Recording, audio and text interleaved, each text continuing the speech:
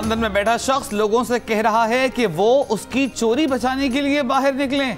अवाम चोरी बचाने के लिए नहीं निकलते, चाहे ये पैसे बांटें या कीमे वाले नान खिलाएं, लोग बाहर नहीं निकलेंगे।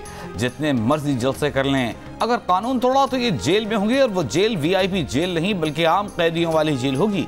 वज़ीर आज़म इमरान खान का इस्लामाबाद में वकला से खिताब, कहा ये सारे मिलकर भी तहरीक इंसाफ के जितना बड़ा जलसा नहीं कर सकते।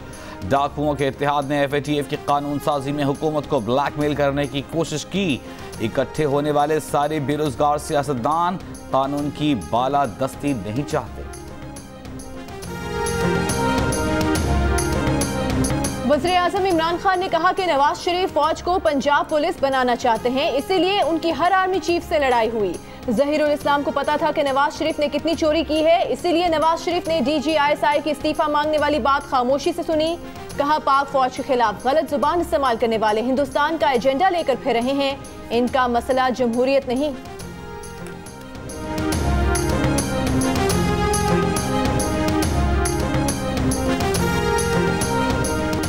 वज़ीर आज़म ने कहा कि वफाकी काबीना में नवाज शरीफ की इतनी बीमारियां बताई गई थीं कि शीरी मज़ारी तक की आंख में आंसू आ गए, मगर इतनी बीमारियों वाले को जैसे ही लंदन की हवा लगी, अंदर से कोई और नवाज शरीफ निकल आया।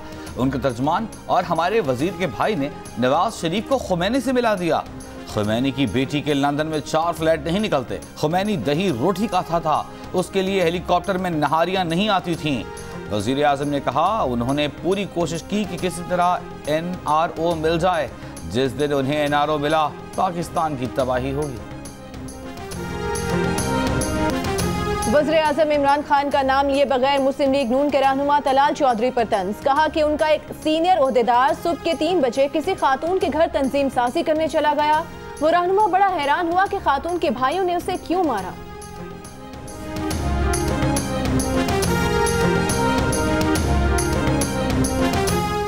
इस हुकूमत को जाना ही जाना है, जेल जाने को तैयार हैं। तहरीक अदम एतमाद और इस्तीफे दोनों ऑप्शन मौजूद हैं।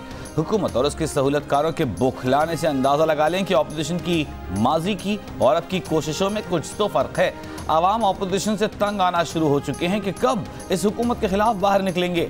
बिलावल भुट्टो का इमरान खान को जवाब, कहा इमरान खान अपनी सियासी बयानबाजी दुरुस्त करें, इज़ारे किसी एक जमात के नहीं हर पाकिस्तानी के होते हैं।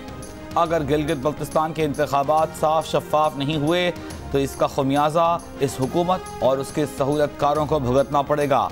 आइलैंड से मुतालिक वफाकी हुकूमत के ऑर्डिनेंस को तज़हीक आमिज़ करार दे दिया। कहा इस पर हुकूमत से कोई बात नहीं होगी।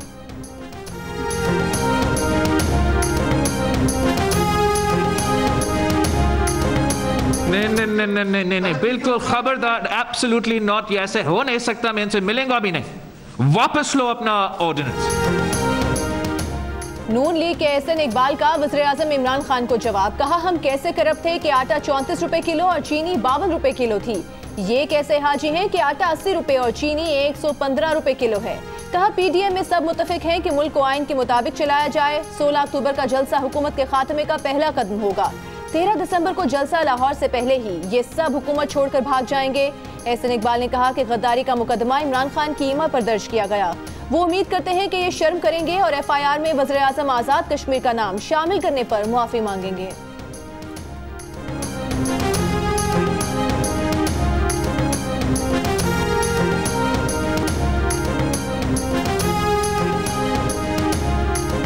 नैब ने तोशाखाना केस में साबिक़ वज़ीर आज़म नवाज शरीफ का पासपोर्ट और शनाख्ती कार्ड मनसूख करने की सिफारिश कर दी।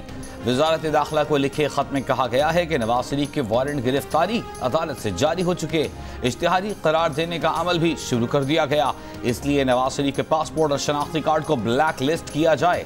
वज़ारत दाखिला से नवाज शरीफ को वतन वापसी के लिए इंटरपोल से भी राबिता करने की दरख्वास्त।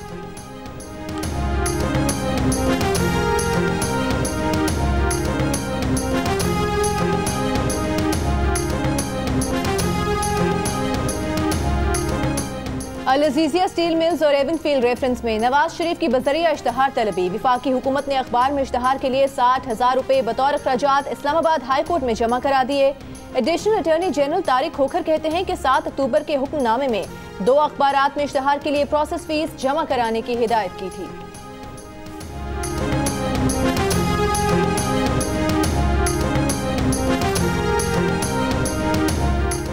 वफाकी काबीना ने कायदे हिज़्ब इख्तिलाफ शहबाज शरीफ की अहलिया और 2 बेटियों के नाम ECL में डालने की मंजूरी दे दी।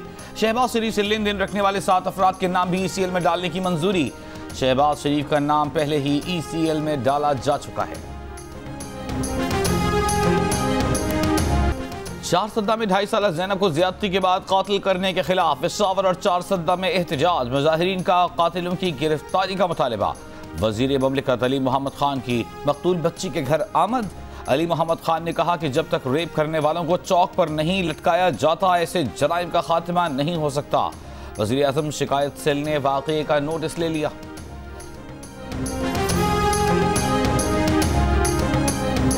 अफवाज पाकिस्तान के तर्जमान मेजर जनरल बाबर इफ्तिखार भी माजी में इस बात की निशानदही कर चुके हैं कि भारत अपनी अंदरूनी नाकामी को बैरूनी बनाने की साजिश कर रहा है। इस साजिश ने भारत को ऐसे मोड़ पर ला खड़ा किया है जहां किसी भी वक्त ये लावा खित्ते की सिक्योरिटी को लपेट में ले सकता है। वज़ीर इत्तलात पंजाब फयाजुल हसन चौहान का कहना है कि दहशतगर्दी से मुतालिक भारत का मुनाफिकाना चेहरा खुलकर सामने आ गया है। भारत इस वक्त दुनिया का दहशतगर्द मुल्क जाना और पहचाना जा रहा है। हकीकत यह है कि रॉ भारतीय एस्टैब्लिशमेंट और फौज पूरी दुनिया में दहशतगर्दी की कार्रवाइयां करती है। भारत ने पाकिस्तान और उसके रियासती इदारों को बदनाम करने की कोशिश की।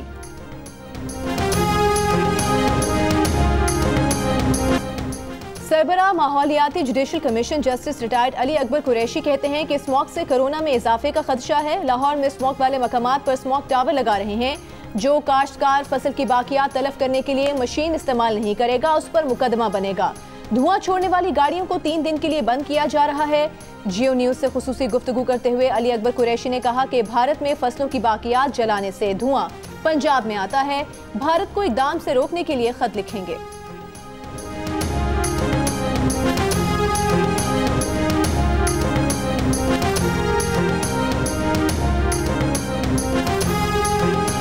गुजरांवाला में साबिक वज़ीर आज़म नवाज शरीफ के दामाद कैप्टन रिटायर्ड सफदर के खिलाफ बगावत का मुकदमा।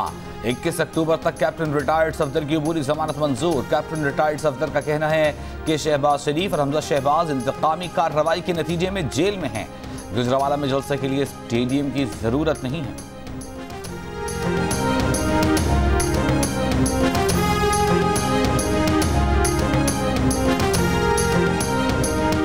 पाक सरजमीन पार्टी के सरबराह मुस्तफ़ा कमाल ने कहा है कि अगर मियां साहब अपने बयानिए में मुखलिस हैं तो असम्बली से इस्तीफे दें। 1 घंटे में हुकूमत खत्म हो जाएगी। मियां साहब बैकडोर राबते कर रहे हैं और अवाम को बेवकूफ़ बना रहे हैं। सिंध में 12 साल से पीपल्स पार्टी की हुकूमत है। कराची से कश्मीर तक जो हशर कर रखा है वो सबके सामने है।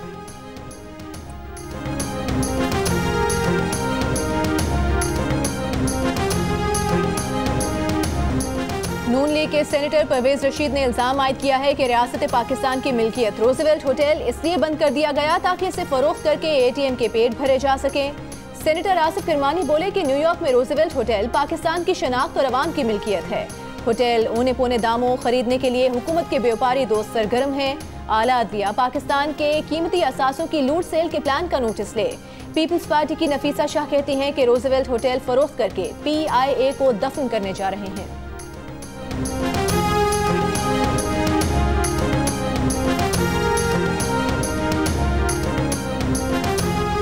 अक्टूबर के पहले हफ्ते में महंगाई मजीद 1.24% बढ़ गई। वफाकी इदारा बराए शुमारियात के मुताबिक एक हफ्ते में आटे की फी किलो कीमत में ₹1.40 और चीनी की फी किलो कीमत में मजीद ₹1 का इजाफा हुआ।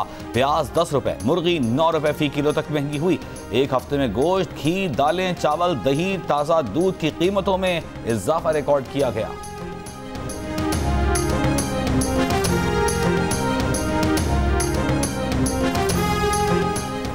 जियो और जंग ग्रुप के editor in chief Mir Shakilur Rahman 210 रोज से कैद में। मीर शकीलुर रहमान की गिरफ्तारी, रोजनामा जंग, द न्यूज और जियो टीवी बंद करने की कोशिशों के खिलाफ मुख्तलिफ शहरों में एहतजाज का सिलसिला जारी।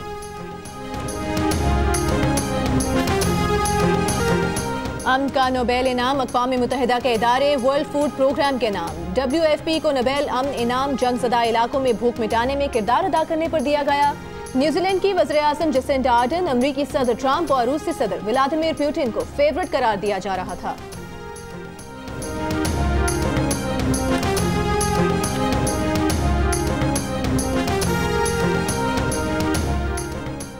भारत में टीवी चैनल्स की जाली TRPs यानी रेटिंग रैकेट का पर्दा चाक। मुंबई पुलिस ने 2 मराठी चैनल्स के मालिकान समेत 4 अफराद को गिरफ्तार कर लिया। कमिश्नर मुंबई पुलिस ने कहा कि कई लोगों को माहाना बुनियादों पर 24 घंटे मखसूस चैनल्स चलाने के लिए पैसे दिए गए।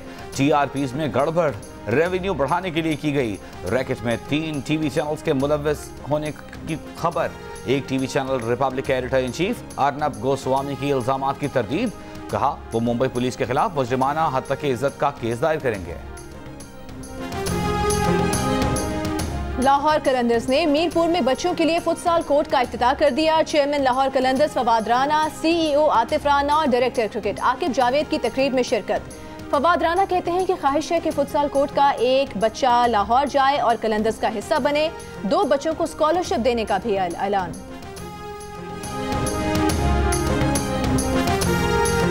एक जरूरी बात, स्कूल तो खुल रहे हैं लेकिन कोरोना की पूरी तरह अभी छुट्टी नहीं हुई, इसीलिए सबको मास्क पहनना है, सैनिटाइजर भी इस्तेमाल करना है।